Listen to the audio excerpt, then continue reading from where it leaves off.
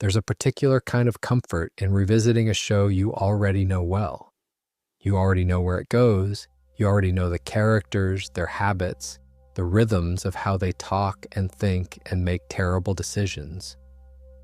You don't have to hold tension in your body because there are no real surprises left, just the pleasure of watching something unfold again from a slightly different angle now that you know what all the pieces mean. Dexter is one of those shows that rewards rewatching more than it probably should, given that it's ostensibly about a serial killer. But the thing that makes it hold up isn't really the kills, and it isn't the procedural elements, the Miami Metro Homicide Department doing its various things in the background, and it isn't even the overarching seasonal villains, though some of those are genuinely brilliant. What makes it hold up is the internal architecture of the main character, the way Dexter Morgan relates to his own rules, the code of Harry. That's the thing at the center of it all.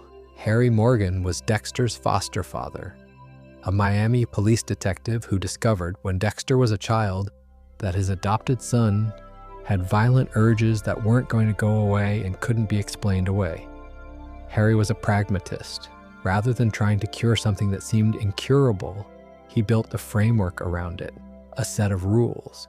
You can do what you need to do, but only on killers who've escaped the justice system, only on people who have taken innocent lives and will do it again. You leave no evidence. You protect the people you love. You keep the mask on.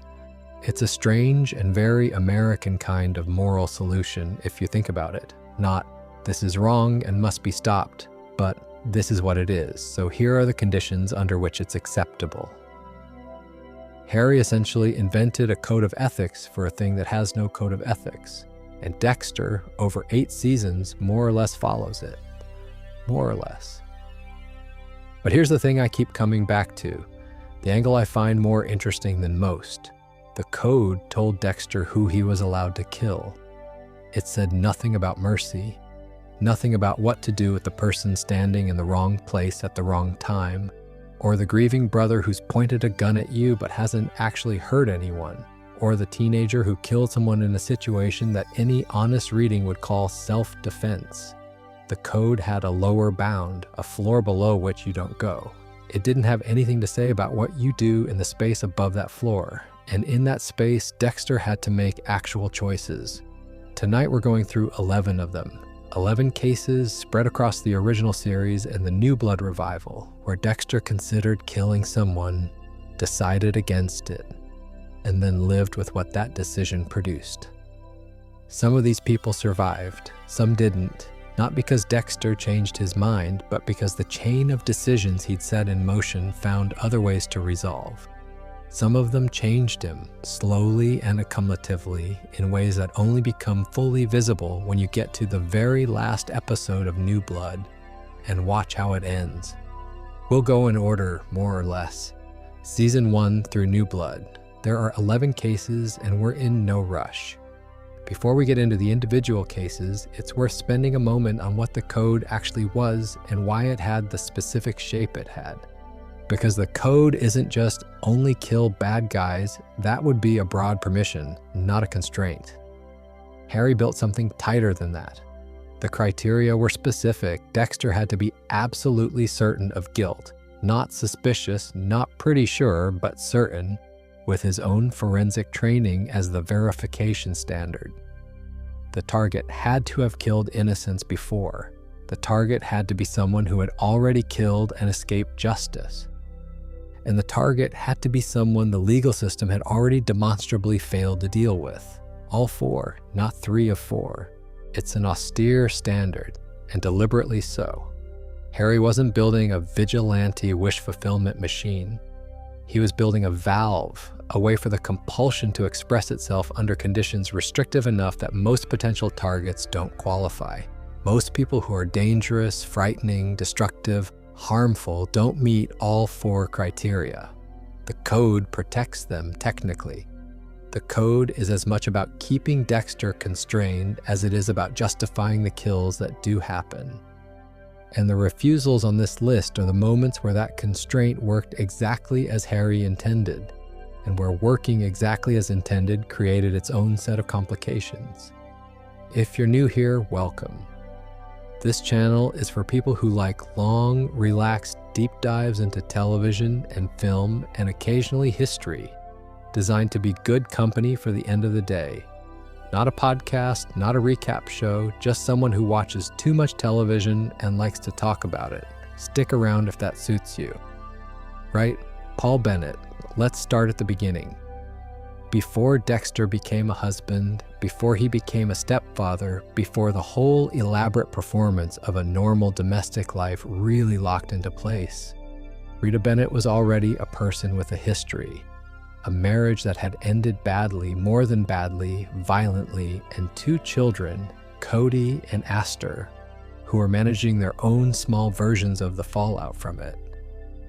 And an ex-husband, Paul Bennett, who had served 18 months in prison for assaulting her, and was, at the start of season 1, about to be released. Paul's crime was assault, serious, documented, resulted in a conviction.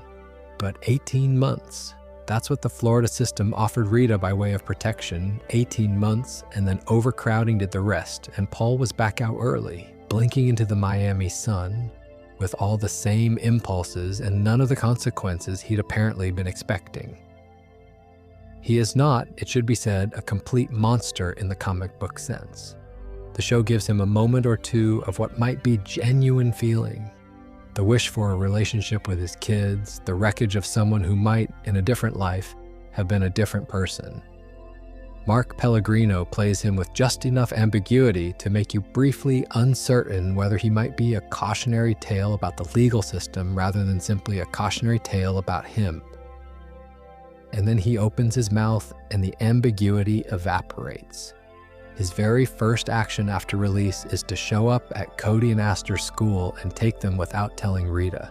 Just removes them from their day, puts them in his car, leaves Rita in a state of panic, trying to figure out where her children are. It's controlling and selfish, and it tells you everything about his relationship to the concept of co-parenting. When he meets Dexter at Rita's house, inevitably, he's immediately aggressive. Not physically, not yet, but in the particular way of a certain kind of threatened man.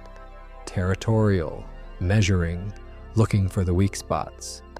Dexter, who has met more than his fair share of genuinely dangerous people, clocks Paul immediately and files him in the appropriate mental folder. Things escalate, as things with Paul tend to. He shows up drunk one afternoon and attempts to assault Rita again. She defends herself with a baseball bat. And I want to pause on that for a second because Rita's self-defense arc in season 1 is quietly one of the better things the show does in the early going. She's not helpless. She's exhausted and frightened and furious, and she fights back. And Paul still manages to escape any legal consequence because the system does what the system does. And then comes the kitchen. Paul barges into the house one evening while Dexter and Rita are both there. He's verbally abusive, antagonistic in the specific way of someone who wants a reaction, who has come specifically to provoke and destabilize. He gets the reaction he was looking for, though perhaps not from the person he expected. Dexter, who is almost pathologically controlled in most situations, whose entire life is built around the management of impulse, loses his temper. Not badly, not explosively, but enough. He picks up a frying pan and puts Paul on the floor. Paul is unconscious on the kitchen tiles. Dexter has a very specific set of skills.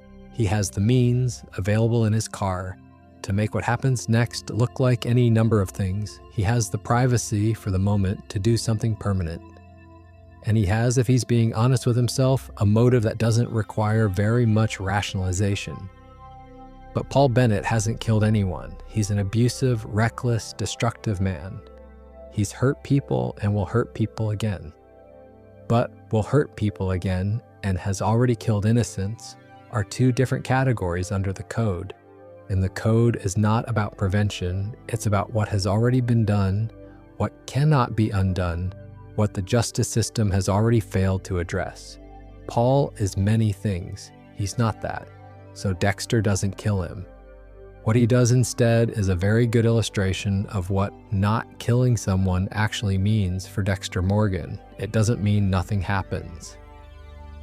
He loads Paul into his car, drives him back to his motel, arranges him in a way that suggests consciousness and volition rather than unconsciousness and abduction, and injects him with heroin, makes it look like a relapse, tips off the police anonymously. Paul wakes up in custody, gets processed, and his prior record means he's looking at a third strike under Florida law. Back to prison. Dexter, dusting his hands off, considers this a workable outcome. He's removed the threat, protected Rita and the kids, kept his own record clean, and technically honored the code. The hands stayed clean. The problem is solved, except it isn't quite. Paul, to his credit and Dexter's miscalculation, is smart enough when sober to work out that he didn't voluntarily inject heroin. He knows what a relapse feels like. This wasn't it. He starts making noise from inside prison, trying to contact Rita, trying to warn her that Dexter is not what he appears to be, that something was done to him. Rita, who has every reason to dismiss these claims as the desperate deflection of a man who's back in prison, dismisses them. Why would she believe him? He's the man who hurt her repeatedly, and now wants her to think her new partner is the problem. Paul dies in prison. A violent altercation, the specific kind that happens in facilities with overcrowding and inadequate supervision. Indirect. No Dexter fingerprints on it. Just the downstream consequence of the choice to send him back. The show treats this as a small, grim irony and then moves on. It doesn't dwell on it as a moral crisis for Dexter, not yet, that comes later and with bigger stakes. But it plants something. The idea that not doing the direct thing doesn't mean not causing the outcome. That the code is a filter for Dexter's own actions, not a guarantee of anyone else's safety. There's a detail from this storyline that always stuck with me for no particular reason except that it's oddly human. While Paul is in prison, he asks Rita to find a shoe that he thinks Dexter dropped when dragging him out of the house. He wants the shoe as physical evidence that Dexter was there. Rita finds it. She chooses not to believe it, puts it aside, because the alternative that Dexter framed her ex-husband, that she's once again with someone who is not who he says he is a thing she cannot face. People believe what they can manage to believe. Dexter understood that better than most because he relied on it constantly. Paul was the first person who proved the principle mattered from both directions. And there's something worth sitting with about what this whole episode means for Cody and Aster. They'd already watched their father go to prison once. They'd built, with whatever psychological resources children that age have available, some version of a new normal. Rita was rebuilding, Dexter was present. The household had stability for the first time in a while. And then Paul came back and disrupted all of it. And then Paul went back to prison and died there. And the children had to process the death of a father who was also the man who hurt their mother repeatedly.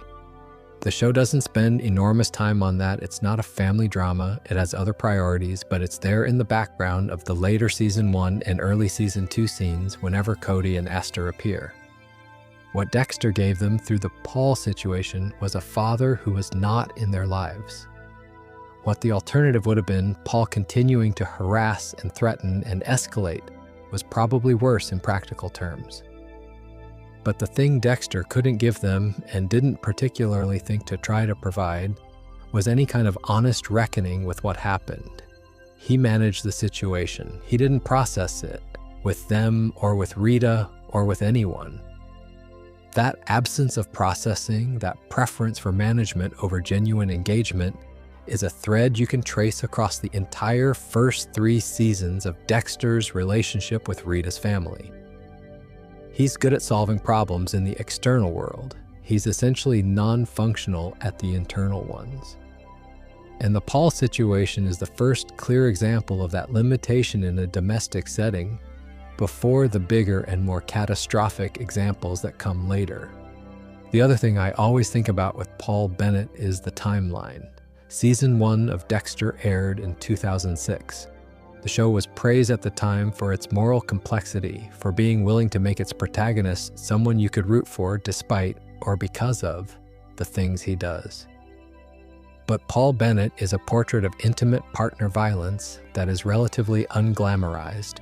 The show doesn't make his death heroic or particularly cathartic.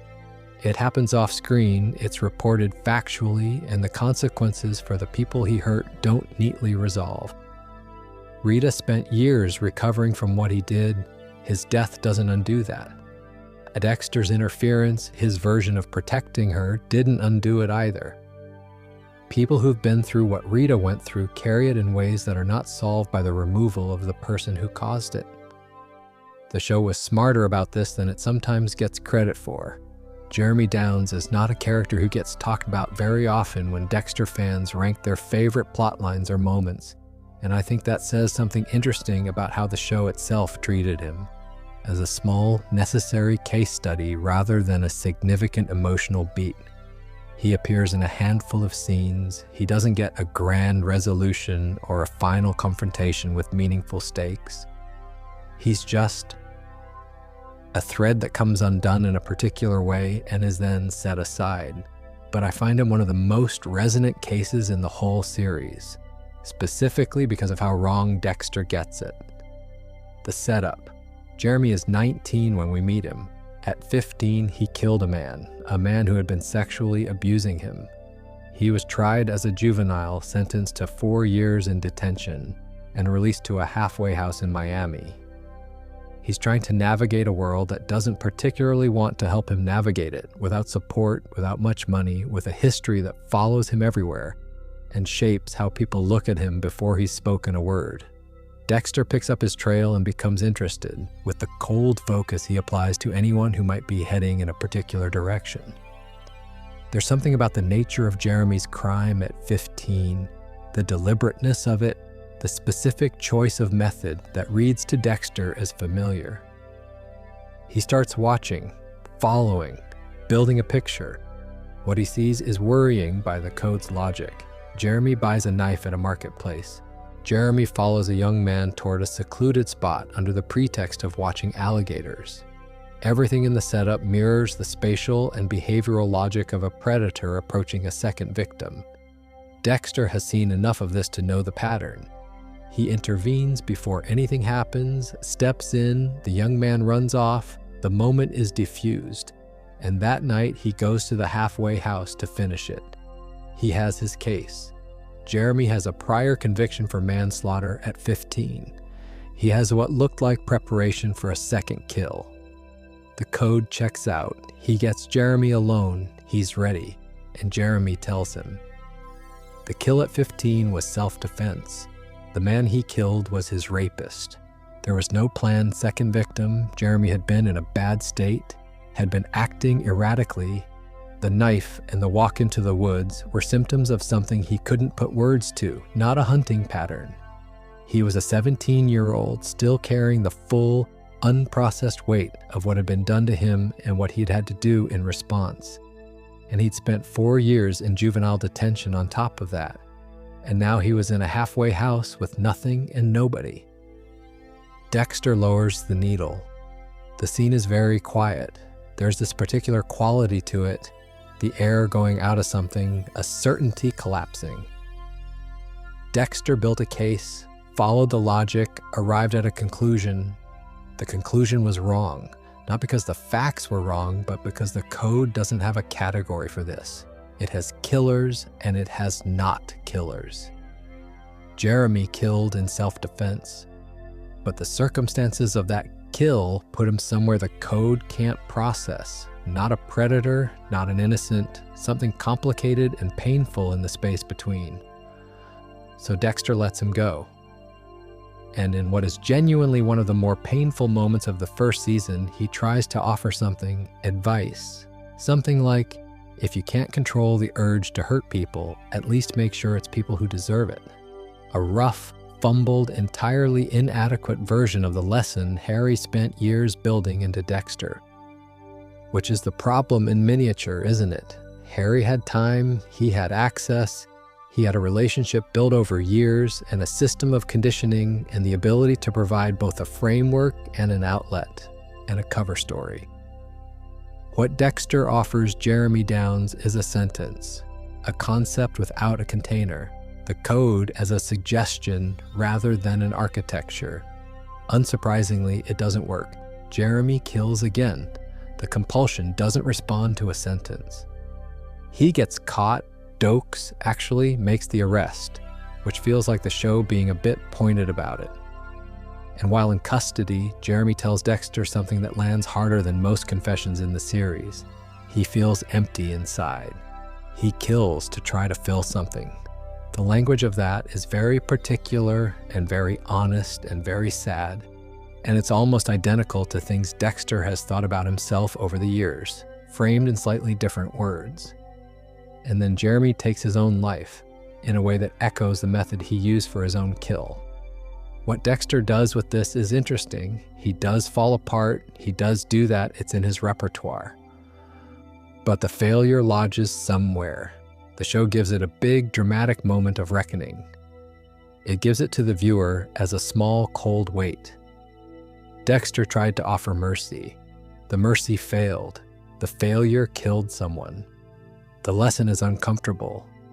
Mercy that isn't resourced, that doesn't come with support or structure or genuine help, isn't really mercy. It's the same as abandonment with better intentions. Dexter knew how to identify people with violent compulsions and knew through Harry's training how to construct a life around one. He did know how to help someone else do that from scratch. Those are radically different capabilities, and he confused them. Jeremy Downs is the first clear example of the code's fundamental limitation. It tells you who to spare. It says absolutely nothing about what you owe them after. There's a contrast here that's worth drawing out because the show sets it up deliberately even if it doesn't announce it. Harry had access. He had a relationship with Dexter built before the killing started, before it calcified into compulsion. And he had time to introduce the code as a gradual structure that grew alongside Dexter's awareness of himself. He had years. He had the full context of a foster father who watched a child he loved navigate something incomprehensible and tried imperfectly to build scaffolding around it. The code wasn't a speech Harry gave once. It was an architecture built across an entire adolescence, with every case study and every guideline introduced at the right developmental moment. Dexter, standing in a halfway house with a 17-year-old he'd been about to kill, had approximately none of that. He had a concept. He had the roughest possible version of the principle, and he handed it over in a single conversation to someone whose psychological circumstances were completely different from his own, without any of the scaffolding, without any follow-through, without any understanding of whether Jeremy had the internal resources to do anything useful with it. It's almost like handing someone a single page from a textbook and expecting them to pass the exam. The principle is there. Everything required to make it functional is missing. The show, to its credit, doesn't treat this as Dexter doing something bad. It treats it as Dexter doing something incomplete. He's not cruel in the Jeremy Downs situation. He's genuinely trying to offer something. The tragedy is specifically that what he can offer is so far below what the situation actually requires. And then there's the question of what the situation required in the first place. Jeremy needed support, therapy, a legal system that understood that what happened to him at 15 was not, in any honest reading, the predatory act of a serial killer, but the desperate act of a 15-year-old who had no other resources. He needed time and professional help and probably medication, honestly, and a community around him that didn't classify him as a dangerous person before he'd spoken. He got a halfway house and a sentence from a vigilante serial killer, and then a brief, confused period of freedom before the compulsion took over again. The justice system produced Jeremy Downs in the sense that it processed what happened to him at 15 and spat out a defined, dangerous person without any particular interest in the specific circumstances. And Dexter, who exists as a corrective to the failures of that same justice system, wasn't able to correct for this particular failure because the code wasn't designed for it. The code works downstream after crimes have been committed, after the system has already failed. Jeremy was someone who needed intervention before he committed the crime the code would eventually identify him for. Dexter had no tools for that. He had needles and plastic sheeting and a set of rules, and none of those were what Jeremy Downs needed in that halfway house. It's a small storyline. It's a specific, uncomfortable kind of sad. This one is shorter than the others, and I want to be deliberate about that because it deserves to be treated as what it actually is. A brief, strange moment that the show almost glides past without comment, and which is more interesting for that than it would be if it came with a full emotional explanation attached. It's the Season 2 premiere. A few weeks have passed since the final events of Season 1, since Dexter killed Brian, his biological brother, the ice truck killer, the only person in the world who was genuinely constitutionally similar to him. Killed him to save Deborah. The right choice by every measure available. And then went home and started doing what Dexter does, which is managing everything internally and performing normalcy outwardly and keeping all of it separated by very high walls. Except the walls are having an off-season. He's being followed everywhere by Dokes, who has never trusted him and is now watching him with the focused attention of someone who can smell something wrong and can't quite name it. Dexter is trapped in performance, relentlessly normal, all day, every day, no deviations. He takes up bowling. There's a genuinely funny bit where he gets a gutter ball every single time he starts thinking about killing. The dark passenger and the spare frames, it turns out, are directly inversely correlated. Dokes gives up for one night, takes a break from surveillance, and Dexter gets a window. He goes after Jimmy Sensio, a blind voodoo priest who has been poisoning people, genuinely, demonstrably, multiple victims across some period of time. This is precisely the sort of case the code was designed for. Dexter has done his research, he has his target, he has his kit, he gets Jimmy Sensio onto the table, and then nothing happens, he sits there. The compulsion, which has been pressed down and covered over for weeks, which has been causing gutter balls at the bowling alley and general malfunction all around, just doesn't activate. He lets Jimmy go, goes home, washes a blood slide he never used, goes to sleep on the couch because Deborah has taken over his apartment and made a mess of it, and he's somehow endeared to her for doing that even while finding it irritating. Jimmy Sensio is never mentioned again. He doesn't become a thread the show picks up or a conscience beat that returns. He simply happened and then didn't. I've spent more time than is probably warranted thinking about why this moment is as interesting as it is. The simplest reading is that it's comedic. Dexter's compulsion has a bad week. The show signals it with bowling gutter balls and a failed kill. Everything comes back online eventually. Fine. That's there. But the timing is the thing. Brian Moser was the person who was most like Dexter who ever existed. The same origin, both of them were there as small children when their mother was murdered in that shipping container. Brian processed it by becoming one kind of killer. Dexter, through Harry, processed it by becoming a different kind. They arrived at the same point through different routes, and when Dexter finally met him, it was as the ice truck killer, the villain, the threat to Deborah, but also as the only person who really knew what Dexter was, and who seemed to find peace in that rather than conflict. Dexter killed him and cried afterward. That's rare. That almost never happens. And 3 weeks later, with the first available target and the first available window, the mechanism just didn't fire. There's no mystical explanation needed for it. There's no moment of moral awakening, no dramatic character shift.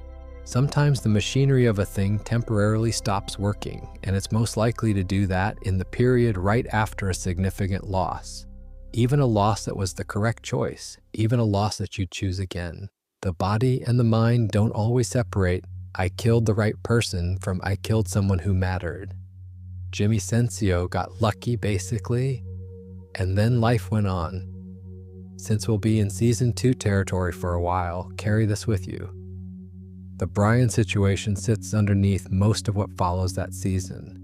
The Bay Harbor butcher investigation, Dokes' intensified surveillance, the whole pressure cooker of that season, all of it is happening to a Dexter who is still processing, in his particular, compressed, and unspoken way, what it meant to kill Brian.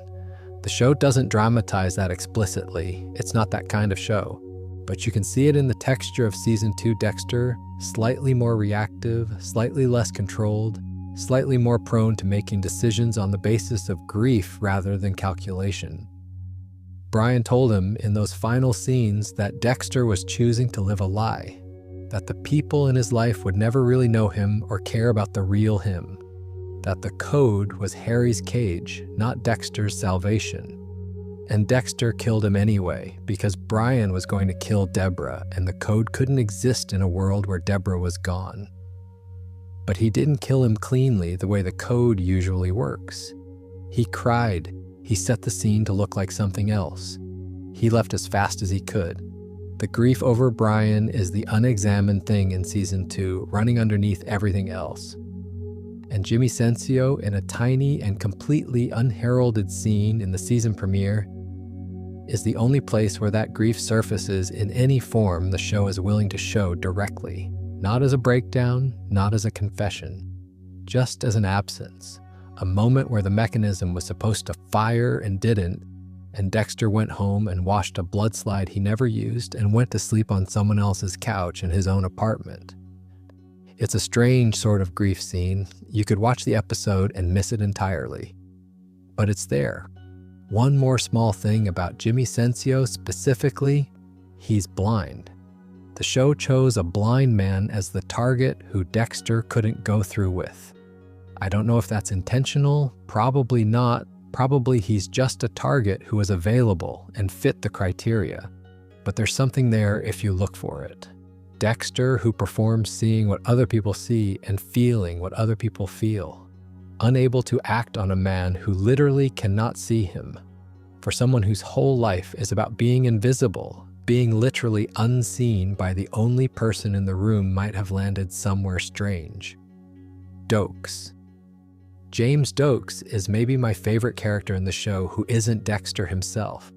He's played by Eric King with this fantastic compressed energy, a man who's always running about 4 calculations simultaneously, always aware of more than he's saying, always 2 steps from the edge of something.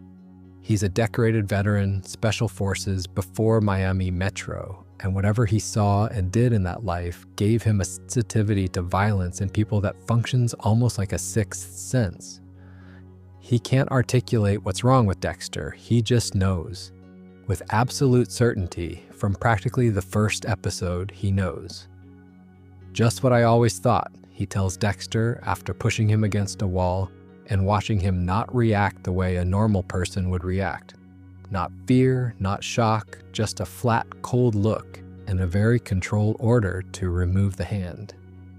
Just what I always thought. He's right, he's completely and exhaustingly right. He's just completely unable to prove it. And that tension, the right man with no case, drives his arc across 2 full seasons in a way that's genuinely compelling. By Season 2, Dexter's body dump has been discovered. 30-some victims in garbage bags at the bottom of the bay found by a diving class, triggering the Bay Harbor Butcher investigation. The FBI sends Special Agent Frank Lundy to lead it. The case has federal attention and momentum and every forensic resource available. And Dokes, who has been watching Dexter for a year and a half, starts watching harder. He follows him, tails him, barely sleeps. Dexter can't act, can't breathe, can barely maintain the performance of normalcy under that level of constant observation. The bowling, the inability to kill. All of it is Dexter operating under maximum scrutiny pressure. Eventually, Dokes follows Dexter to a remote cabin in the Everglades, a location Dexter has been using as a kill space, where he's currently dealing with a drug dealer named Jimenez, who's connected to the Bay Harbor Butcher evidence trail. Dokes catches Dexter in the act. Not quite in the act, not standing over a body with a knife, but close enough that there's no performance left. He locks Dexter in a cage, which is a sentence that I feel I've already remarked on, but which continues to deserve noting as one of the more surreal developments in a show that does occasionally get quite surreal. So, Dexter, in a cage, in the Everglades, the code is now producing a deeply inconvenient answer. Dokes has never killed an innocent person. He's a police officer doing, from his own perspective, exactly what a police officer should do. He doesn't fit. The code is not going to allow Dexter to simply solve this problem with a needle and a roll of plastic sheeting. And so Dexter is left with two options: kill Dokes anyway and break the one rule that gives him any claim to a moral framework at all, or turn himself in and let everything else fall apart. The show spends several episodes taking the second option seriously, which I think is the right call, and which I'm not sure enough people credit it for. Dexter genuinely considers it. He goes to Deborah and, without telling her why, starts the process of signing a living trust over to her. He spends an afternoon on his boat with Rita and the kids. He says goodbye in the specific way of someone who has made a decision but isn't able to explain it. The performance of normalcy drops briefly, and what's under it is someone who is tired in a very particular way. And then Dokes says something through the cage that stops Dexter from following through.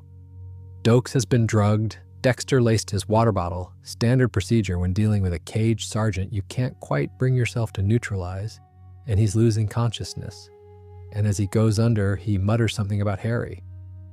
"They never told you," he says, and passes out. This is enough. Dexter drops the needle, asks questions, eventually extracts the information. Harry Morgan didn't die of heart disease. He took his own life. After walking in on Dexter and seeing what the code had produced in practice, Dexter happily showing his father a dismembered body, hoping for approval, not understanding why this wasn't the correct response, Harry couldn't live with what he'd built. He said, "Stay away." And then he died. This breaks something in Dexter that takes most of the remainder of season 2 to start reassembling. The man who gave him the code, who designed the entire framework of his life as a gift, or what Harry understood as a gift, couldn't survive seeing it work as intended. The code was Harry's apology, not a solution. An apology. He can't turn himself in now. The grief is too fresh and the revelation too enormous. He needs to function. He needs the third option, the frame. He plants his own forensic tools with Dokes' fingerprints on them, positions the evidence so that the Bay Harbor Butcher investigation will arrive inexorably at James Dokes as its conclusion. It's elegant in a horrible way. Everything Dokes would say about Dexter will now sound like desperate deflection from a guilty man. Every truth he tries to tell will be dismissed as the ravings of a serial killer trying to cast blame. Dokes is arrested, the case appears solved, and Dexter, genuinely believing he's done the most careful possible version of the least awful available option, prepares to move forward. He hadn't accounted for Lila.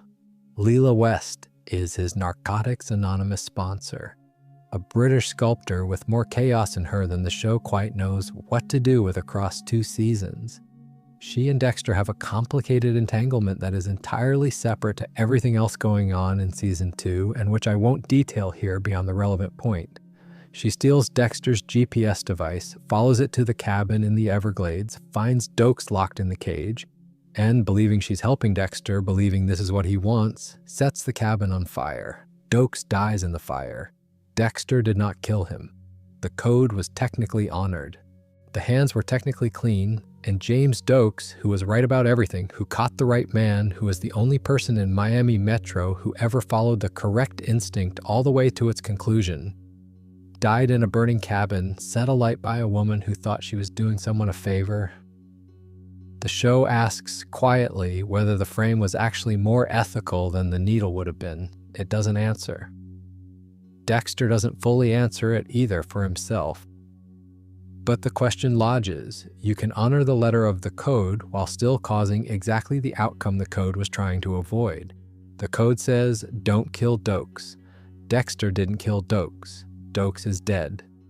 These facts coexist without contradiction, which is a very cold kind of lesson about the limits of rules as a substitute for actual moral reasoning. There's something about the cage scene specifically that I keep coming back to when I think about season 2's best stretches. Dokes and Dexter alone in the Everglades, one of them behind bars and both of them fully aware of what the other is a weirdly intimate arrangement. Dokes has spent the better part of 2 seasons trying to catch Dexter, and he's caught him, and now he's in a cage, and Dexter's bringing him water and food, and they're having a longer and more honest conversation than they've had in the entirety of their professional relationship. There's almost something relieving about it, from a dramatic standpoint. All the performance drops. Dokes doesn't have to pretend he's just watching Dexter because of a hunch. Dexter doesn't have to pretend to be confused by the surveillance. They're both exactly what they are, finally, in a room together.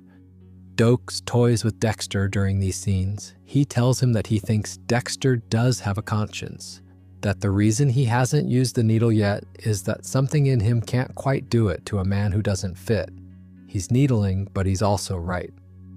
And there's a peculiar dynamic where Dokes, the person Dexter has the most obvious motive to neutralize, becomes something like a confessor, the person Dexter is most honest with precisely because they're past pretending with each other.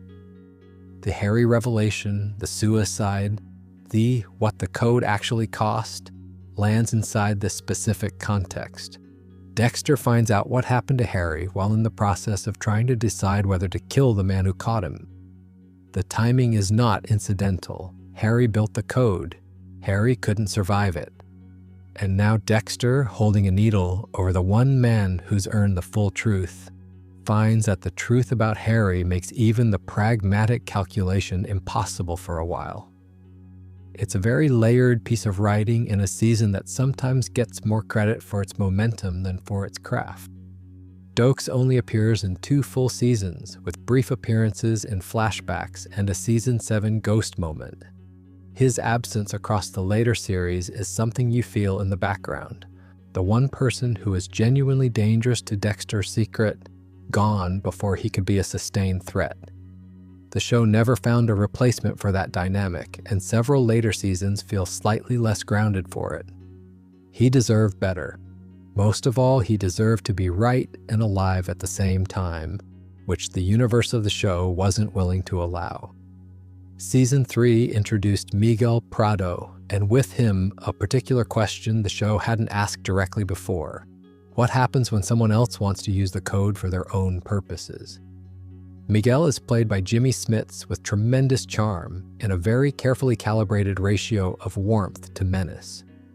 He's an assistant district attorney, ambitious, politically connected, deeply frustrated by the same failures of the justice system that the code was designed to address. After a complicated set of events involving his brother Oscar's death, Miguel learns Dexter's secret. And rather than being horrified or going to the police, he pushes for a partnership. He wants in. He wants to use what Dexter does under the code's criteria as a tool for the justice he can't achieve through legitimate channels. He frames it as shared values, shared frustration. 2 men who understand that the system has gaps, that there are people walking free who shouldn't be, that someone needs to fill the gap. Dexter is uneasy but finds himself drawn in by the novelty of it. Someone who knows and accepts him, who wants to work alongside him rather than expose him. For someone who has been performing normalcy his entire adult life, the appeal of that is not difficult to understand. And then Miguel asks him to kill Ellen Wolf. Ellen is a prominent defense attorney. She's been a fixture in Miami's legal community for years, sharp, competent, highly skilled at the specific art of making prosecutors look either incompetent or corrupt, preferably both. She's been representing clients with questionable backgrounds throughout her career, and she's good enough at her job that some of those clients have walked free from situations where, in Miguel's view, they should have been convicted. The immediate trigger for his request is a client named Albert Chung. Chung killed a college student. Ellen's defense secured him an acquittal. Miguel is furious at Chung, certainly, but at Ellen too, whom he holds responsible for the outcome in a way that is, from a certain angle, not entirely without logic. If Ellen hadn't been so effective, Chung would be in prison. The girl would have justice. He presents Ellen to Dexter as a legitimate target. She enables killers. She facilitates their freedom. She's morally complicit in what they do after. Dexter takes this seriously. He doesn't dismiss it, which I think is important. He actually investigates, follows Ellen, watches her work, studies her habits and her history and her caseload. He genuinely tries to determine whether there's something in her life or her choices that would bring her within the code's criteria. There isn't. She's doing her job, a defense attorney's job, which exists because adversarial legal systems require someone to challenge the prosecution's case, to force the state to prove its claims rather than simply asserting them, to represent every defendant regardless of the attorney's personal view of their guilt. It's a job that produces uncomfortable outcomes sometimes. It has to, by design. A legal system where defense attorneys only work hard for clients they personally believe are innocent is not a legal system at all. It's theater. Ellen Wolf hasn't killed anyone. She hasn't harmed innocents directly. She is a person that Miguel Prado despises for reasons that are understandable but are not the code's reasons. Dexter tells him no. She doesn't fit. I won't do this. Miguel accepts this in the moment with the practiced grace of a man who is very good at accepting things in the moment while entirely reserving his right to do as he pleases later. He kills Ellen anyway, violently, impulsively, without ceremony or care. He buries her in an unmarked grave and doesn't immediately tell Dexter, which tells you everything about the nature of the partnership they'd been performing. The code was always theater for Miguel. The language of it was useful. It gave him a frame, a justification, a way of talking about what he wanted that made it sound principled rather than personal. When the code said no, the code simply stopped being relevant to him. This is the moment Dexter should have understood what Miguel was, and perhaps he did understand it, but hadn't yet decided what to do with that understanding. Miguel wasn't a partner who had internalized different values. He was someone who had borrowed Dexter's vocabulary while retaining his own values, which were essentially, I get to decide who deserves to be alive. There's a quiet tragedy in Ellen Wolf's story that the show doesn't dwell on, but which is there if you look. She worked her whole career against the presumption of guilt. She believed, presumably, that the system worked better when it was forced to prove its case. And she was killed by a man who couldn't bear that the system had once used that to produce an outcome he found intolerable. She died precisely because she'd done her job correctly, and he was the kind of person who thought that was unforgivable. Dexter's refusal was morally right. It was also, practically speaking, entirely irrelevant to Ellen's fate. Miguel didn't need Dexter's permission for anything. He just needed Dexter to think he did, for long enough to make the partnership feel credible. What Season 3 is most interested in, underneath all its plot mechanics, is the question of whether the code is transmissible. Can Dexter's framework be taught? Can someone who didn't grow up inside it, who didn't have Harry, who discovered it from the outside rather than from the inside, can they actually internalize it? Or does the code only work because of the very specific conditions under which it was installed? Miguel Prado is the answer to that question, and the answer is a fairly decisive no.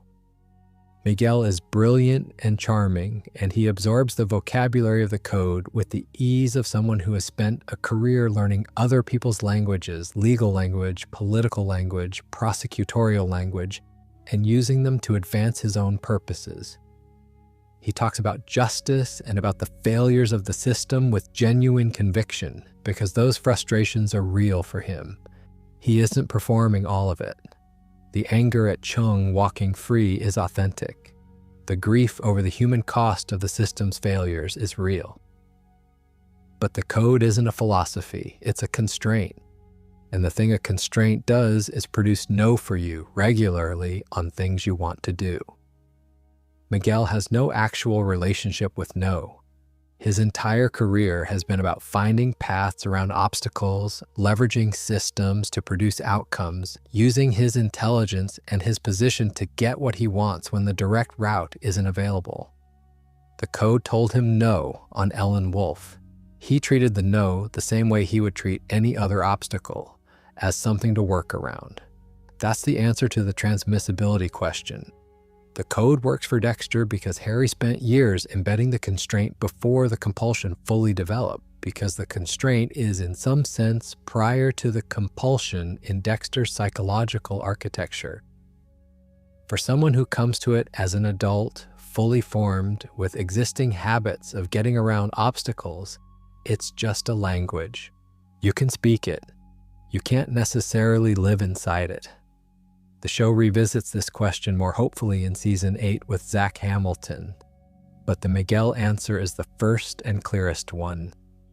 Speaking of the Prado family, and Season 3 is very much a Prado family season, Ramon is the surviving brother, the middle one, the hot-headed one, the one the show doesn't quite give enough credit to, I think, because he ends up sandwiched between the charismatic tragedy of Miguel and the clean plot function of Oscar, and his own story gets somewhat compressed as a result. Ramon is a lieutenant sheriff. He's the brother with the badge rather than the career in law, a distinction that matters because it means he has both legal authority and a personal grief, which is a combination the show finds useful for keeping Dexter on edge in Season 3. When Oscar dies, killed by Dexter in the botched sequence that sets the whole season in motion, though the circumstances are presented publicly as something else, Ramon grieves. When Miguel is found dead later in the season, Ramon collapses. Two brothers, one season, both of them connected to Dexter in ways Ramon can sense but can't quite map. The grief becomes something sharper and more specific. The feeling that he's been robbed, that someone is responsible, that the man with Rita who gives forensic testimony and brings donuts to crime scenes is somehow at the center of it. He's not wrong, he's completely correct. He just can't prove it. His response to this correct but unprovable conviction is not measured. He starts drinking heavily. He begins following Dexter, turning up at places Dexter is, making his presence felt in ways that range from merely uncomfortable to actively threatening. There's an intimidation component to it. Ramon is a big man with a badge and a grief and a gun, and he wants Dexter to know he's being watched. This escalates in the show's specific way of handling things to the wedding rehearsal. Dexter and Rita are rehearsing their ceremony, a happy occasion by any conventional measure. Ramon appears. He pulls a gun. He says, and this is a fairly memorable line, something to the effect of putting a bullet in Dexter's head in front of everyone so they can see what it's like to lose someone. He gets arrested, naturally. This is not a subtle move for a law enforcement officer. Now, from Dexter's perspective, the threat assessment has been building for a while. Ramon is erratic. He's armed. He has a personal grudge that is, at its root, not entirely misplaced. The Dark Passenger has opinions about this kind of sustained, targeted threat. The code is being consulted on the question of whether Ramon might qualify. He doesn't qualify. He hasn't killed anyone. His behavior is dangerous and destabilizing and driven by genuine grief, not by a compulsion to harm. He's not a killer. He's a broken person doing broken things. Dexter sits with this and makes a choice that surprises even him a little. Instead of viewing Ramon as a problem to be managed or eliminated, he starts actually looking at him. Not at the threat vector, not at the code question, but at the person. What he sees is grief with nowhere to go. A man who has structured his entire adult identity around being the capable, reliable, less brilliant Prada brother, who has now lost both of his brothers in one season and doesn't know what he is anymore. After the arrest, Dexter visits him in jail. They talk. It's one of the quieter and more genuinely human scenes in Season 3, which is saying something because Season 3 is, overall, one of the more emotionally grounded seasons. Dexter walks Ramon through his anger, not with the clinical distance of someone managing a situation, but with something closer to actual understanding. He points out that the rage has roots, that it was always there, simmering in the shape of a lifetime spent in Miguel's shadow.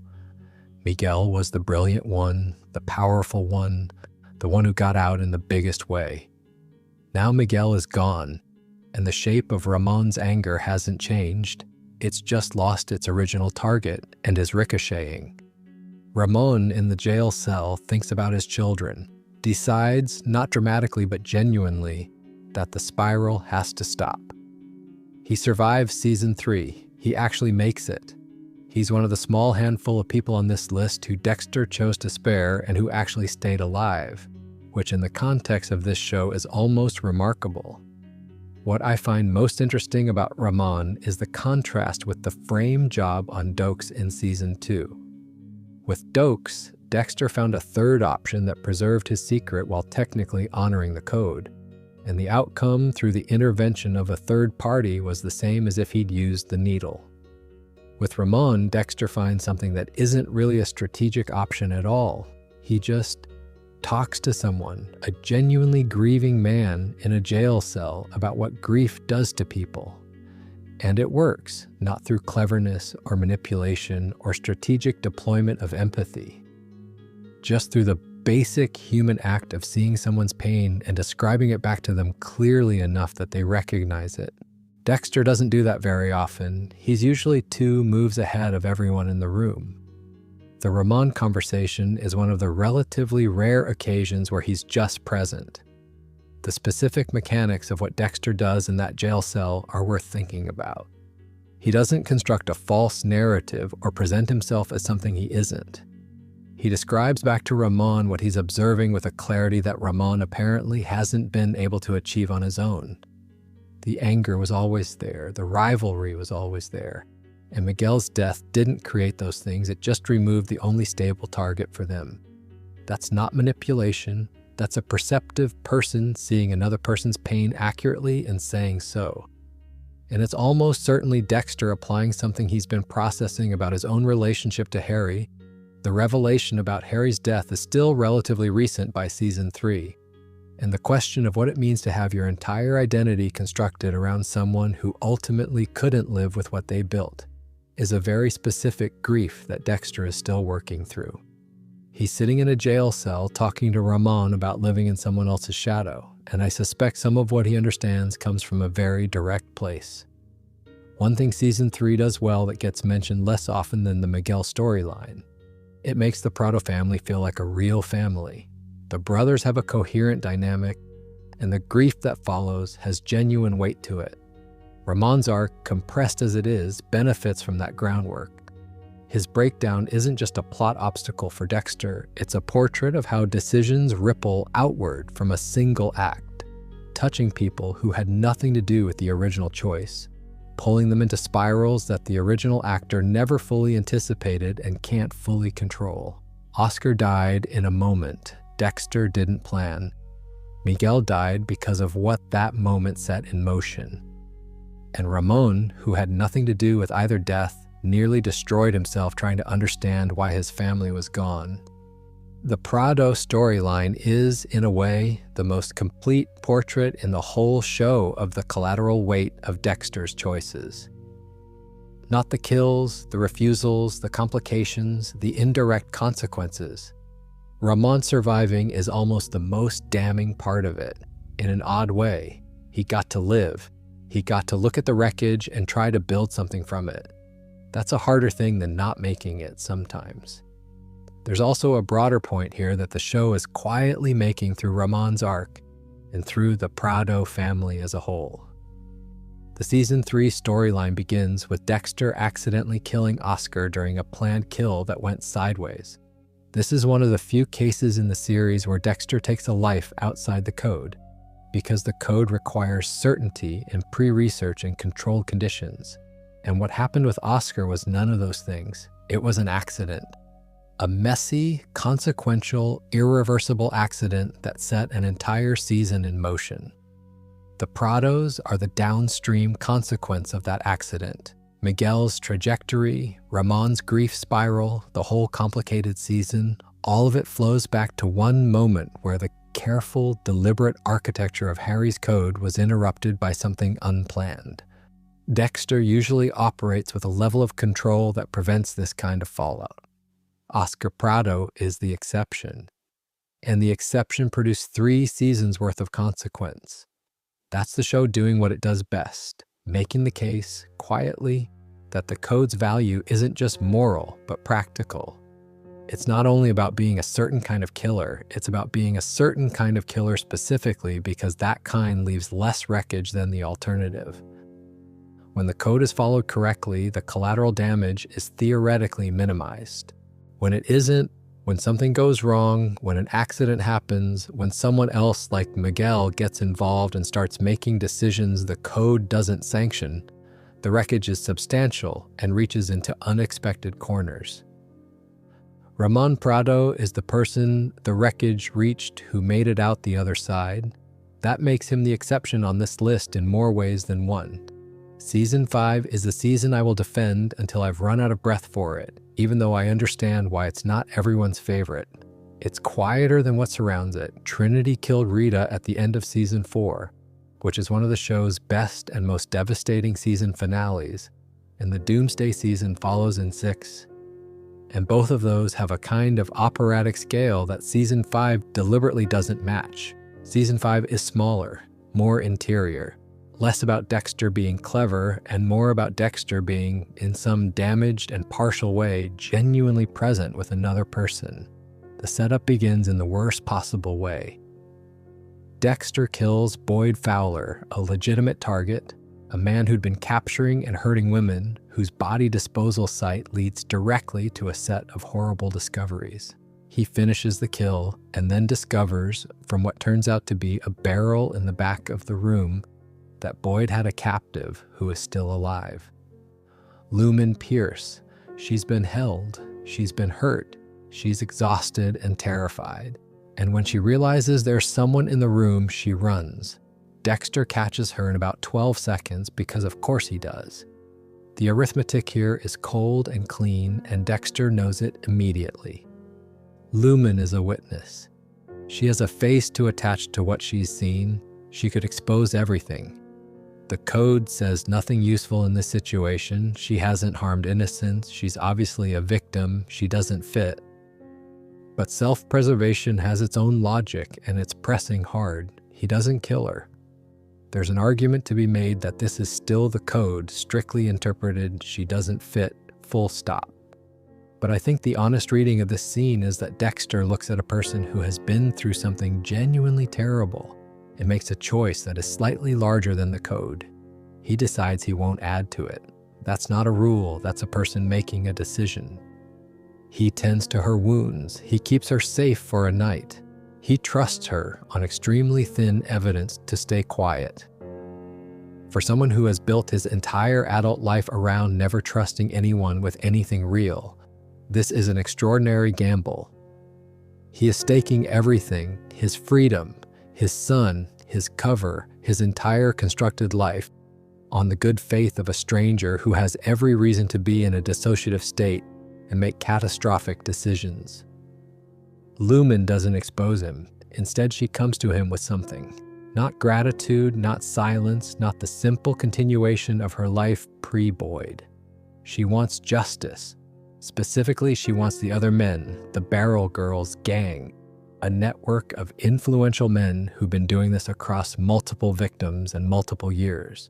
She has partial names, partial information. She wants them found. This is not a thing Dexter was prepared for. He usually works alone. He's usually worked alone. His kills are usually his own, sometimes collaborative, sometimes shared, sometimes for anyone else's reasons. The idea of a partner, a mission partner specifically, is genuinely new territory. But he can't quite refuse, partly because refusing means cutting Lumen loose, and cutting Lumen loose without helping her is a kind of mercy that costs almost as much as the alternative.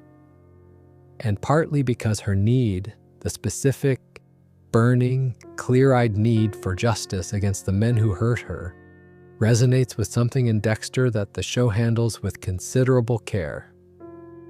Rita died at the end of season 4. Dexter found her. He failed to protect her. That failure isn't something the code gave him a procedure for, and it's too large to be processed the usual way. Lumen, who has been through something similar and is asking for what Dexter cannot give Rita retroactively, represents a second chance at something, not the same thing, but adjacent to it. They hunt the Barrel Girls gang together. Dexter teaches, Lumen learns, not naturally, not without cost, but with genuine determination. She sees all of him, not just the vigilante part, not just the careful, methodical work, but the grief and the doubt and the things he can't say to anyone else. And she accepts what she sees, completely, without caveats, without requiring him to be something different from what he is. They become lovers, and the show earns it. It doesn't feel convenient or gratuitous. It feels like two people who have been through enormous things and found briefly someone who meets them at the right depth. The last of the Barrel Girls gang, Jordan Chase, the architect of all of it, is dealt with. And the morning after, Lumen wakes up and something is different. The need is gone, not suppressed, not managed, gone. Her dark passenger, which she'd acquired through trauma rather than temperament, has simply departed now that its specific object has been resolved. She can't do this anymore. Not because she's afraid or disgusted or changed her mind about Dexter, but because she's healed, or healed enough, or whatever word fits what she's become after all of it. She leaves. Dexter doesn't fight it. He understands clearly and immediately what this means. She gets to leave something he can't. She gets to be a person who went through something awful and came out the other side and went back to a life.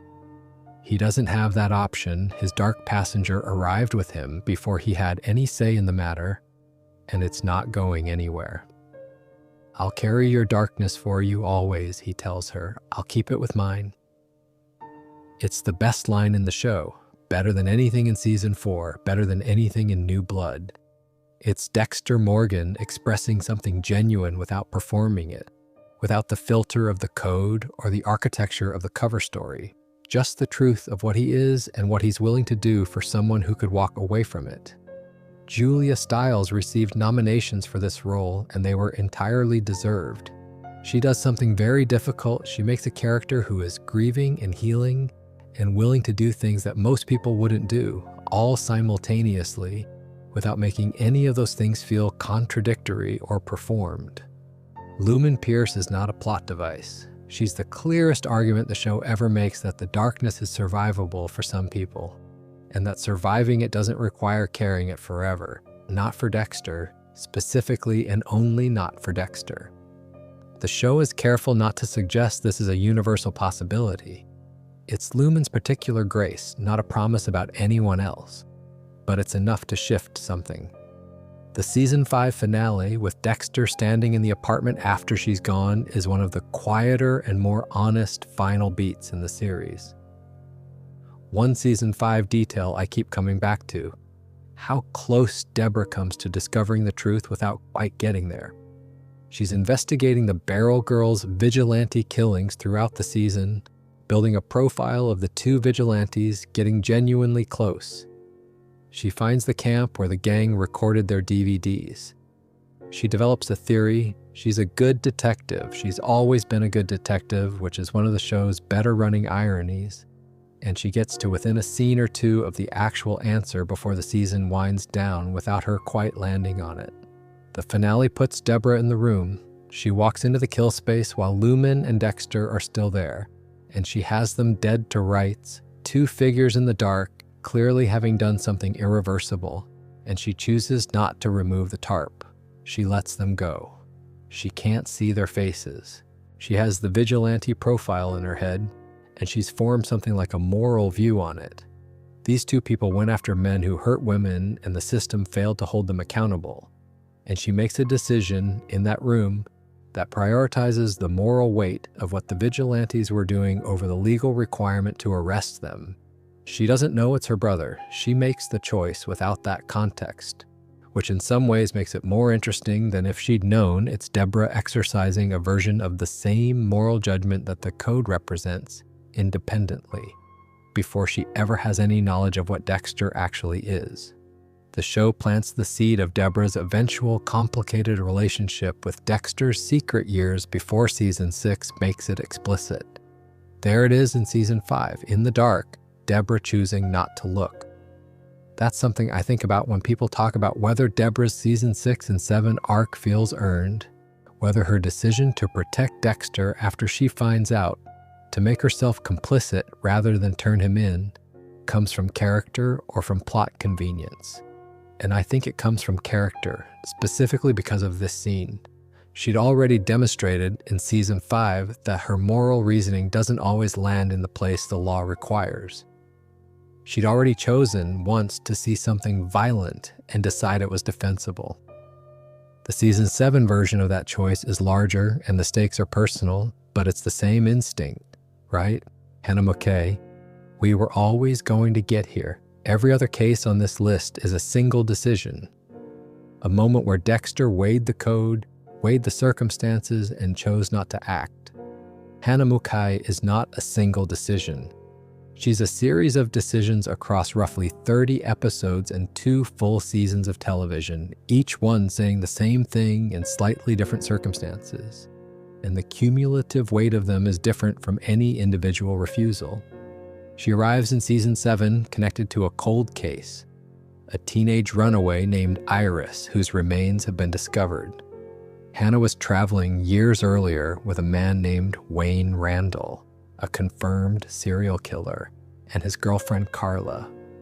She was present during murders. She claimed for years to have been a frightened teenager with no agency in what was happening. Dexter investigates. The Hannah McKay he encounters is not a frightened teenager and has not been for a long time. She's a woman who runs a nursery, plants, not children, with a methodical quietness that Dexter recognizes from somewhere near the center of himself. She's warm when she wants to be. She's direct. She has a particular stillness that comes from a person who has made peace with what they are, rather than spending energy pretending to be something else. She's also a poisoner. This becomes clear. She killed Randall's girlfriend, not in fear, but deliberately. She's killed others since, a first husband at minimum with the same botanical efficiency. She kills for reasons, specific, personal, practical reasons that arise in specific circumstances. She's not compulsive in the way Dexter is compulsive. She's more like someone who found violence to be an effective solution to certain problems and has used it accordingly without particular guilt. The code, in its strictest application, would include her. She's killed innocents, people who weren't killers themselves but who became obstacles. Dexter builds a case, follows the logic, arrives at a conclusion. She has him on the table, essentially, in the sense that she's his target. He's alone with her. Everything is in place. He doesn't do it. The show is honest about the components of this, which I find more interesting than a more evasive treatment would be. Part of it is undeniably attraction. Hannah is beautiful and perceptive, and she doesn't perform innocence around Dexter the way almost everyone else in his life has to.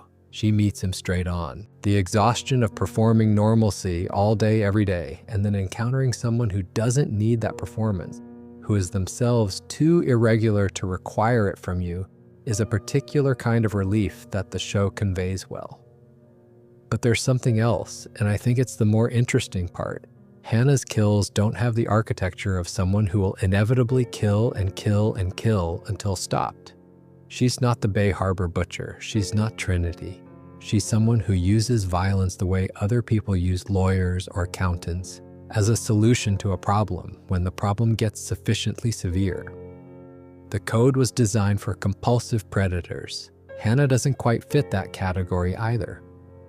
So the code, which has a clear answer for compulsive killers who've murdered innocents, produces something more ambiguous when applied to someone who murders instrumentally and selectively. And Dexter is in the rare position of wanting the ambiguity to be greater than it actually is, which is itself informative. He starts sleeping with her instead. Deborah's reaction to this development is one of the funnier running threads of season 7, specifically the line about one toss of Hannah's pretty blonde hair turning Dexter into a moron. Deb's observations about Dexter's behavior tend to be accurate, and this one is no exception. Then, Hannah poisons Deborah, Not fatally, a deliberate dose, a warning, an assertion of presence. Dexter, who spent most of Season 7 bending every possible principle in Hannah's direction, draws a line at this. He turns her in to the police, which is probably the most conventional thing Dexter does in the entire series. She escapes. This is not particularly surprising for someone with Hannah's particular combination of intelligence, patience, and freedom from moral hesitation. Season 8. She's back. She's married to Miles Kastner, a wealthy man through whom she acquired a new identity and a practical cover life after her escape. She's in Miami again for reasons that are complicated and which lead back to Dexter fairly quickly. They reconnect. He helps her, she helps him. The cycle resumes. At some point, Hannah tells Dexter that Miles needs to be removed. He's controlling and abusive, and he uses her history as leverage. She wants out of the marriage, and Kastner is not the sort of man who will simply let someone leave. She is, in clear but deniable terms, asking Dexter to do the thing Dexter does. He says no. We'll come back to Miles Kastner in the next section, and I don't want to rush through that specific refusal, but the relevant part is the code holds. Even around Hannah, even at the point of maximum compromise and maximum entanglement, the code produces a no for a man who hasn't killed anyone. The relationship and the rules coexist awkwardly with the rules winning.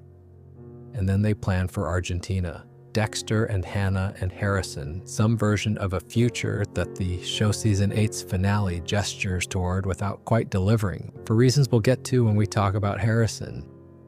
Hannah Mouquet is the most complicated figure on this list because the refusal that defines her case isn't a single moment, but a sustained pattern across multiple seasons.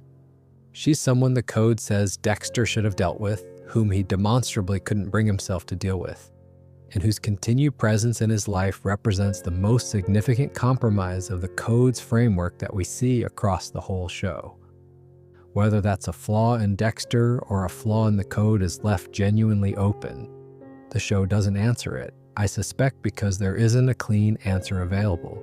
There's a particular scene in Season 7 that I think is the key to understanding the Hannah situation, and it doesn't get talked about enough.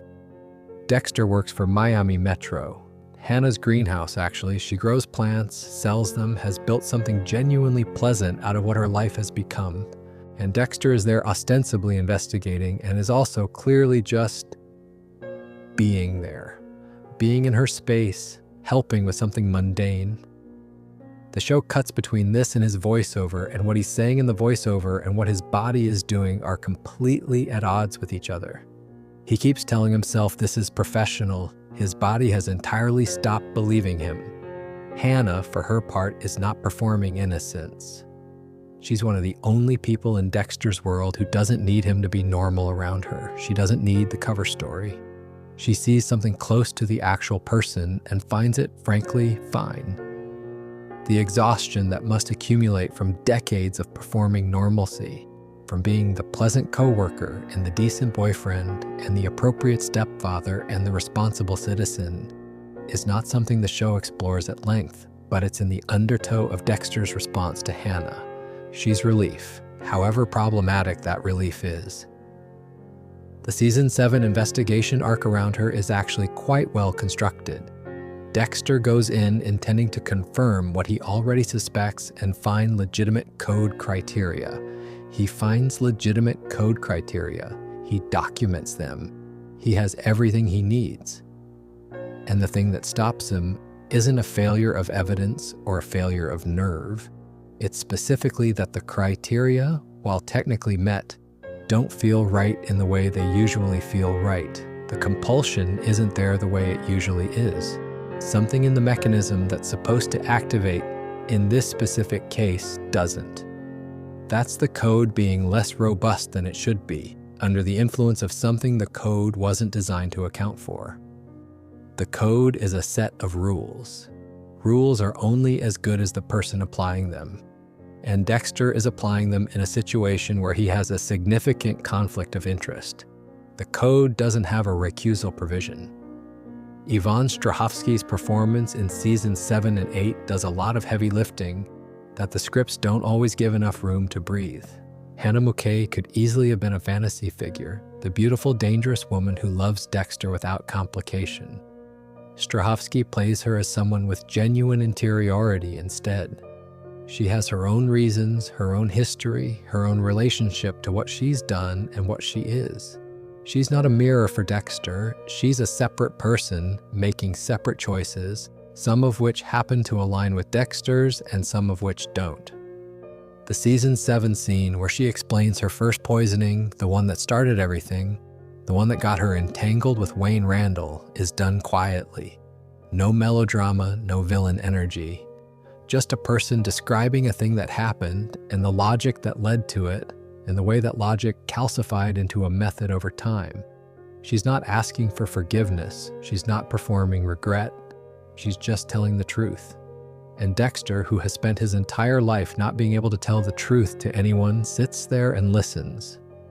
That scene, more than the greenhouse scene or the greenhouse kiss or any of the romantic beats, is the core of why the code can't process Hannah Mouquet. She offers him a version of honesty he has never had access to, and the code doesn't have a category for that. Season 8 gets a harder time than it deserves in some ways, and in other ways the criticism is entirely fair. It's a season that's trying to do several things at once: introduce Dr. Evelyn Vogel, and recontextualize Dexter's origin, set up a new antagonist in her son Daniel, and also navigate Dexter toward some version of an ending. And it doesn't always manage the balance gracefully. There are subplots that don't fully land and pacing choices that feel like they're stalling. But the Zach Hamilton thread is genuinely interesting, and I think it earns more attention than it usually gets. Zach is in his late teens when we meet him. He comes from money, his father, Ed Hamilton, runs some kind of business, there are lawyers on hand for any situation. There's the general insulation from consequence that wealth provides in any fictional Miami that has ever been written. He has a compulsion. The same specific architecture as Dexter's, arrived at through different routes. He doesn't have the training or the framework or the Harry, he's just been managing it. Badly, with the resources available to someone who has never been told what he is or given any structure for dealing with it. His suspected first victim is Norma Rivera. Norma Rivera had an affair with Ed Hamilton.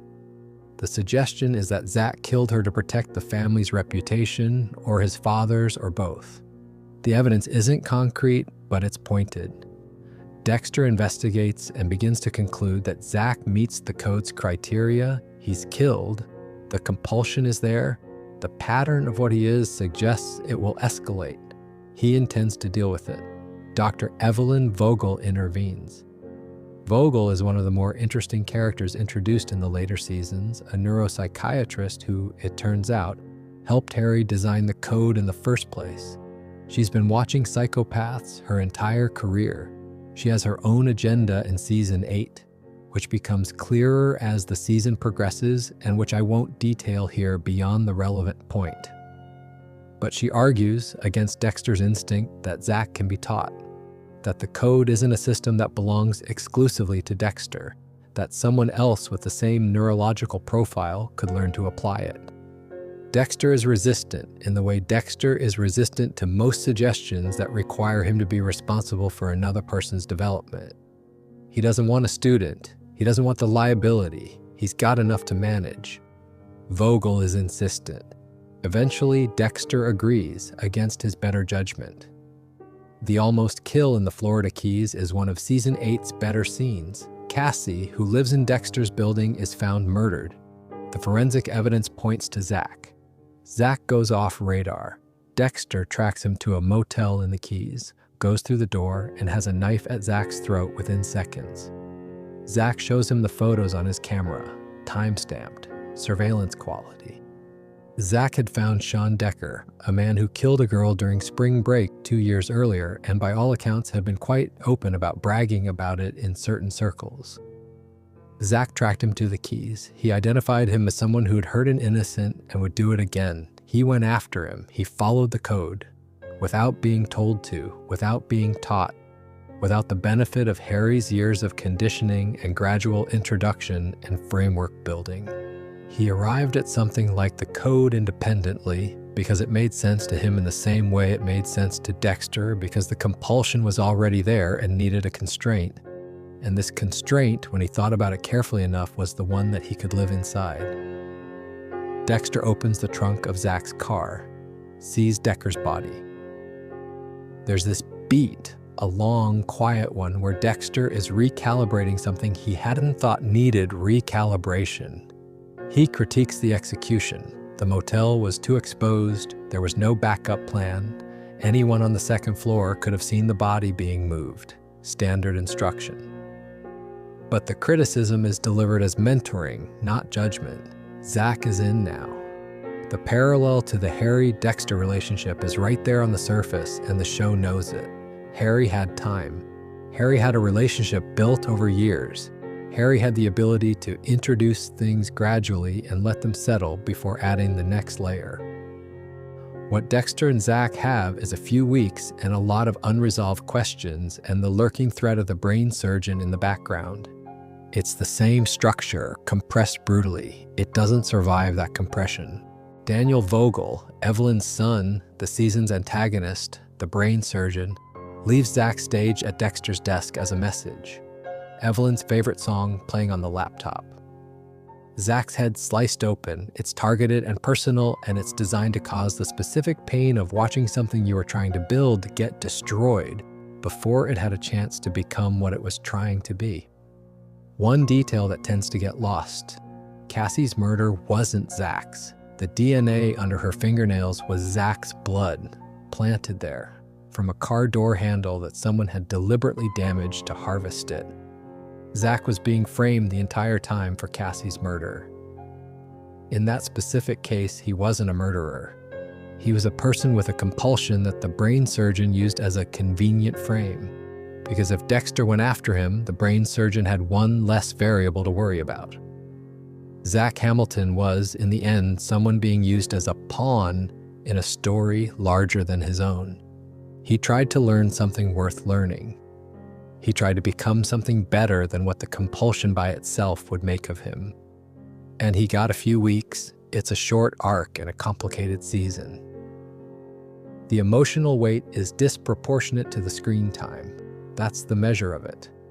The mentoring sessions between Dexter and Zach, sparse as they are worth thinking about as a window into what Harry's training must have been like from the inside.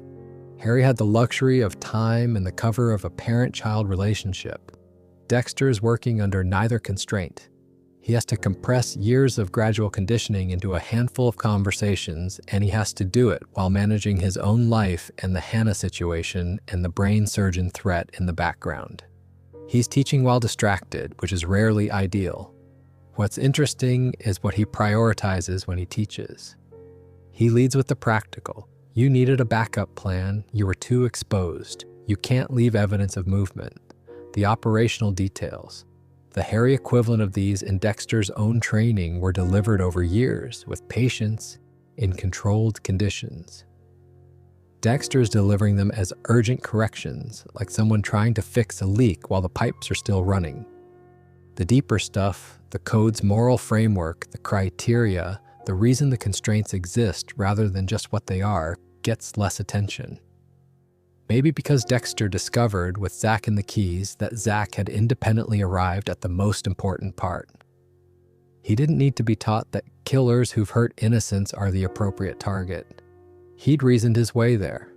What he needed was someone to tell him how not to get caught, which is the less glorious but arguably more urgent component.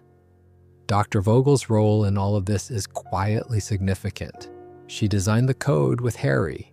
She believes in it as a system, not just for Dexter, but as a replicable framework for managing a particular kind of neurological reality. Her investment in Zach is partly genuine care and partly a scientist testing a hypothesis. The hypothesis being, is the code transmissible? Can it be taught to someone who wasn't raised inside it? The answer, with Miguel Prado's precedent in Season 3, was clearly no.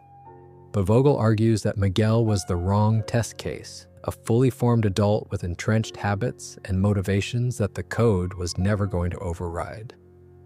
Zach is different. He's young enough. He doesn't have the calcified patterns. He arrived at the moral framework independently, which suggests the framework is already native to him rather than installed. She might have been right. We didn't get long enough to find out. Daniel Vogel's arrival and the speed with which he ends Zach's arc feels like the show deliberately closing the door on the transmissibility question before it can produce an answer. Whether that's a narrative choice or a resource choice is hard to say from the outside, but the effect is to leave the hypothesis untested. Maybe the code can be taught. Maybe Zach would have proved it. The brain surgeon arrived before the experiment could run to completion. Miles Kastner probably deserves his own extended character study about as much as a generic obstacle deserves a biography. But he serves a very specific and clean purpose in the Season 8 story, and it's worth pausing on it because the refusal around him is actually one of the most revealing code moments of the later seasons. He made his money through international casinos. He's the kind of man who carries himself with the confidence of someone who has never encountered a problem that sufficient money and sufficient lawyers couldn't eventually dissolve.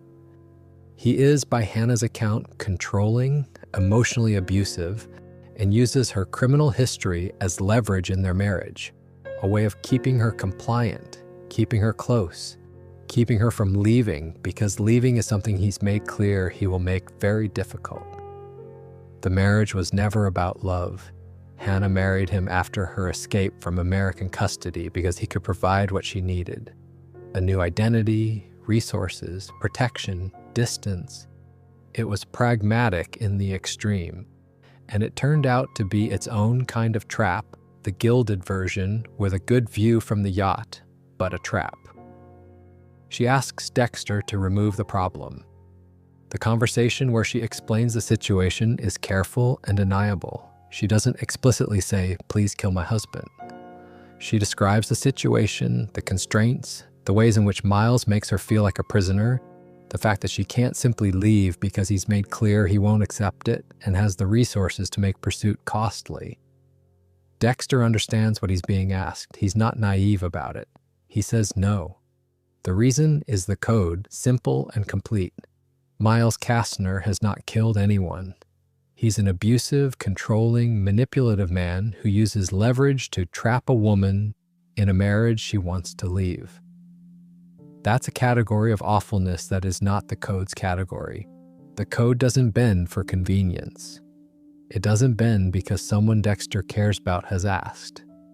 It doesn't bend because the person in question is genuinely unpleasant. Miles, for his part, has a confrontation with Dexter at a gas station.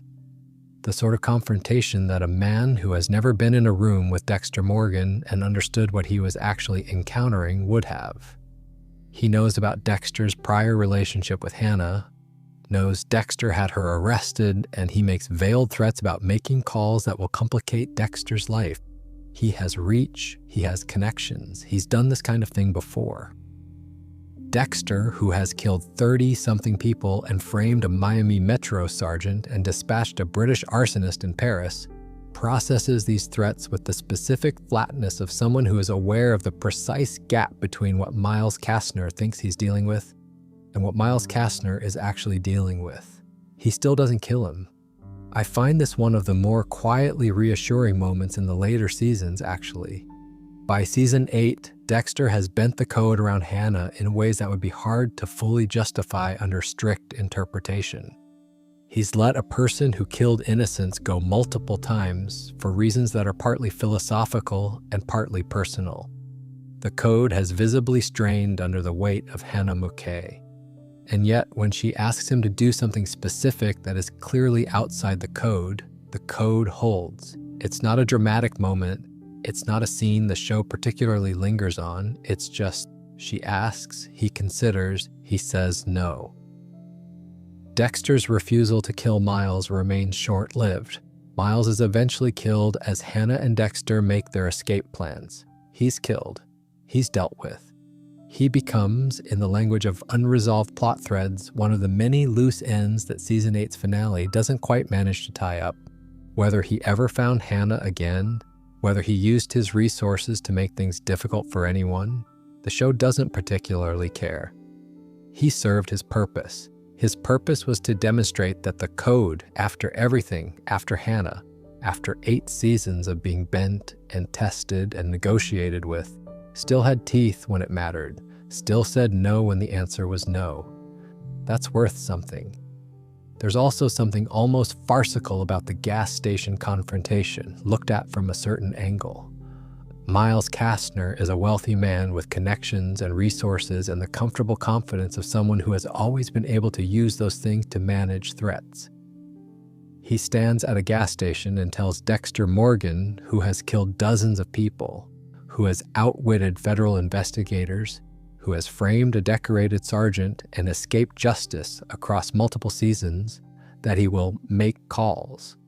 He genuinely believes this is a threat that will produce results. Dexter processes this with the kind of patience you can only have when you know exactly how large the gap is between what someone thinks they're capable of and what they're actually capable of. He doesn't threaten back, he doesn't need to, he just takes the information, files it away, and continues having a completely different set of problems. The Miles Kastner interaction is a nice reminder that most of the actual dangerous people in Dexter's world are dangerous in specific ways that his skills address directly. Most of the people who think they're dangerous to Dexter are dangerous in ways that would work on someone else entirely. The two categories rarely overlap.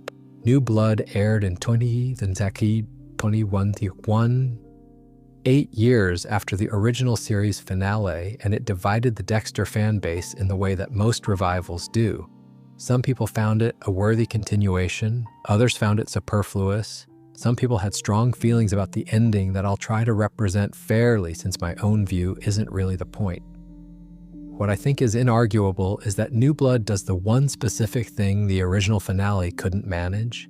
It gives Dexter's arc an ending that is actually about Dexter rather than about circumstance. The season 8 finale had Dexter driving a boat into a hurricane and then appearing in a cabin in the woods looking somewhat rugged, which satisfied almost no one and felt more like a production compromise than a narrative conclusion. New Blood took that dangling thread and did something with it.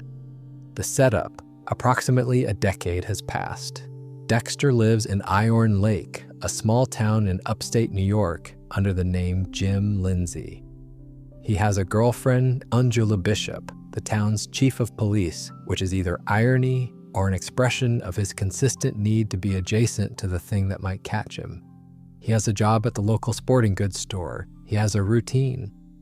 And he has genuinely, and for the first time we've seen in the show, not killed anyone in years. The dark passenger is quiet, not gone. The show makes clear that it's still there, still capable of activating. But he's found a way to suppress it, through will and circumstance, and probably the specific removal of himself from environments where it previously operated.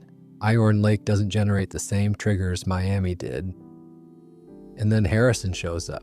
His son, now 17, he tracked Dexter down, found him through a combination of determination and probably the particular stubbornness of a teenager who has spent his whole life trying to understand something that no one would explain to him.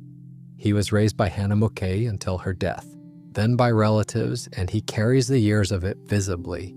He's not damaged in the obvious way, he's not obviously broken, but there are edges to him, sharpnesses, a tendency to move toward conflict rather than away from it, that suggest the inheritance Dexter is immediately aware of.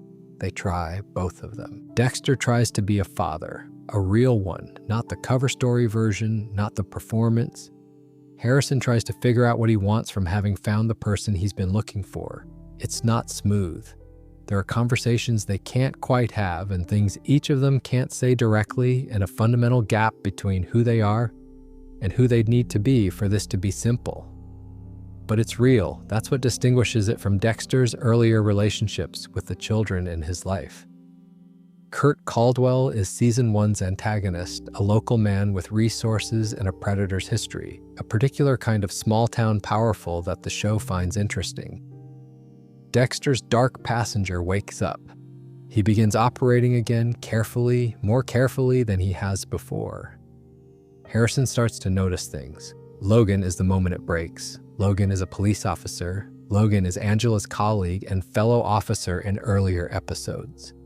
After Dexter is arrested, Angela has been putting pieces together all season, more perceptively than most people manage, and has arrived at a conclusion she can't quite officially prove. He's in a holding cell. And when an opportunity presents itself, he kills Logan to escape. This is the most nakedly self-serving thing Dexter does in the whole revival. Logan never harmed an innocent person. He's a police officer in a small town doing his job. The code doesn't permit it. Dexter knows it doesn't permit it and does it anyway because self-preservation has always sat alongside the code rather than beneath it. And in the moment, it wins. Harrison finds out the body, the circumstances, what happened. He's not surprised. He's devastated. The specific devastation of someone whose worst fear has just been confirmed. He tells Dexter to turn himself in, that there's no other way this can go. He names the people Logan, La Guertu, Dokes, Lundy, Rita, Deb, the accumulation of them, the weight of what Dexter has left behind him across the years. Dexter doesn't turn himself in. He starts to walk away instead. It's the move he's always made when situations become unmanageable. Remove yourself, rebuild somewhere else, find a new cover and a new life. He's done it twice already.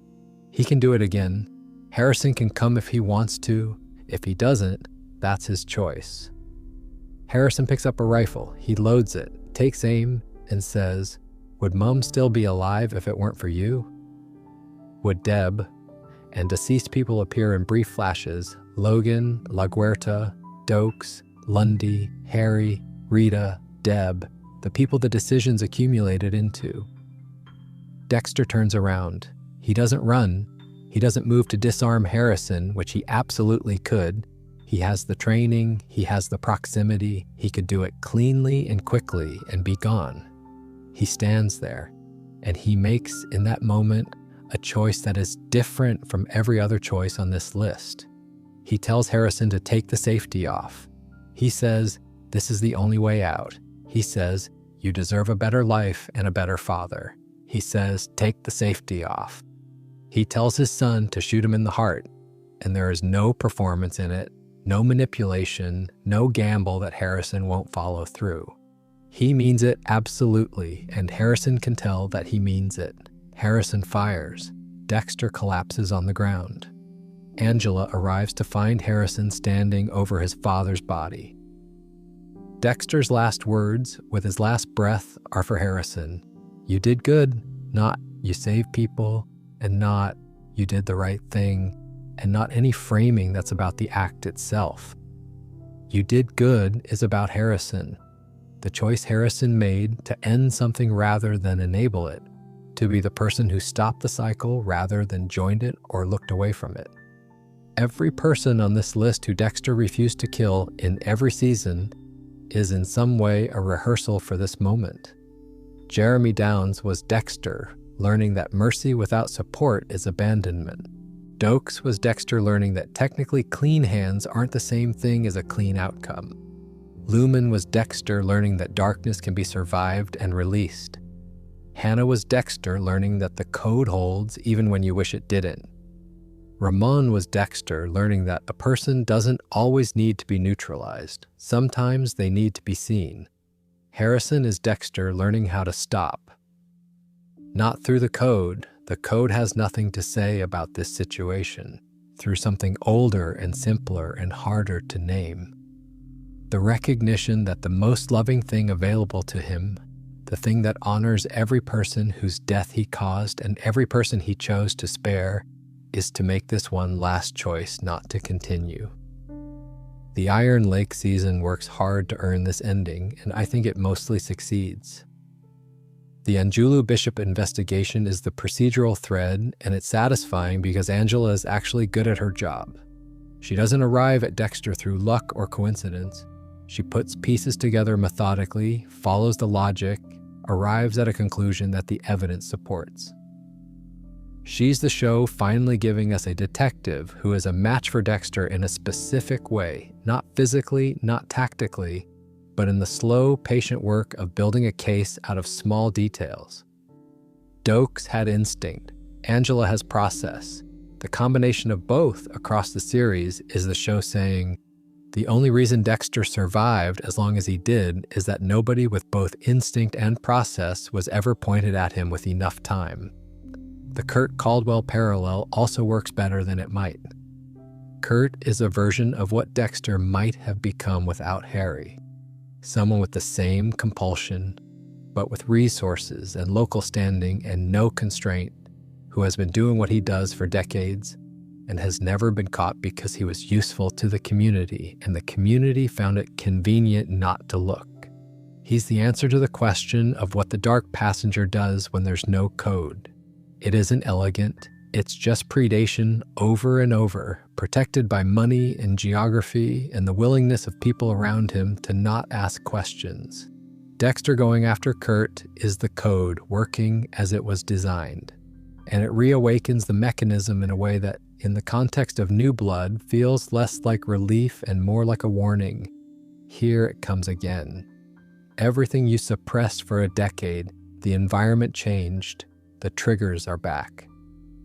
And with Harrison watching, Angela's final scene standing over Dexter's body, deciding not to arrest Harrison, pressing money into his hands and telling him to leave, is one of the better final beats in the revival. She's not letting Harrison go because she thinks what he did was legally justifiable. She's making a decision about what the next thing should be. For a 17-year-old who grew up without a father and found that father, and found out what he was, and made the hardest possible choice in response, she decides the balance of justice and harm tilts toward letting him go. It's the same moral reasoning that underlies the code, applied from the outside by someone who never would have endorsed what Dexter did but understands, in this specific instance, what Harrison did and why. It's a good ending, not a happy one, but a good one. And there's something in the aftermath, Harrison driving away from Iron Lake, the voiceover of Dexter's letter to Hannah playing over the images of the town, that carries the full weight of everything on this list. 11 cases, 11 refusals, 11 times the code. Or something related to the code produced a no, and the consequences of those no's wound through the series like a slow current beneath everything else. Jeremy Downs, who got a sentence instead of support. Ramon Prado, who got a jail cell conversation and walked out. Lumen Pierce, who got her justice and then left her darkness behind. All of them leading, in ways nobody designed, to a 17-year-old driving out of a small New York town with his father's final letter and whatever comes next. The code kept Dexter functional. What he did with the people he chose to spare is the story underneath the story.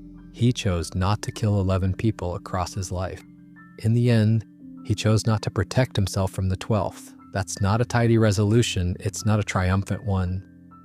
It's a deeply sad and deeply honest one from a show that was occasionally brilliant and occasionally a mess and always at its best, genuinely trying to ask what we owe each other in a world where the rules don't cover everything.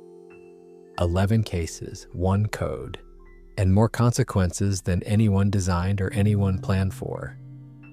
What I keep coming back to, thinking about all of these together, is something that probably sounds like it's building to a thesis, and I promise it isn't. But there's a pattern here that's hard to miss once you've laid them out in order. The kills kept Dexter functional, the refusals kept changing him.